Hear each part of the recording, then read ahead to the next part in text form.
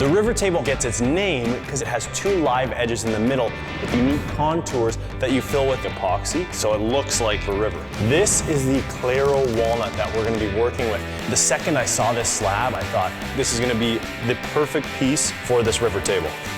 We're going to start today with squaring off our piece. We're going to cut it and measure exactly what we have and what we need.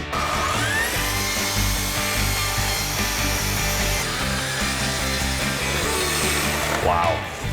Oh, this is cool. Once the live edges are in, this gives it the effect of the river. Once we cut that down, we're going to build a form. Insert the Claro Walnut slab into the form like a glove. That's a perfect fit. Wow.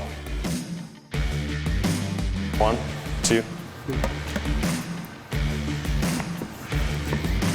I have never done a pour this big. I'm kind of nervous. We're gonna pour the river, so the epoxy is gonna go down the middle, and this form is gonna hold all of it in. I'm gonna start at the wide end, I think. It's a river, it'll flow where it's gotta go. Ready?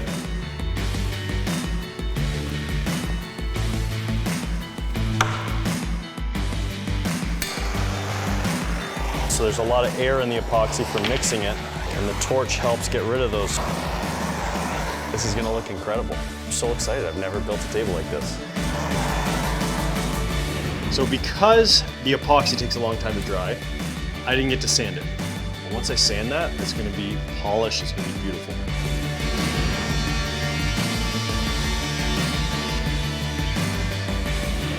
For potential buyers, they're gonna see a custom-built river table as part of this kitchen, and they're gonna fall in love with it instantly.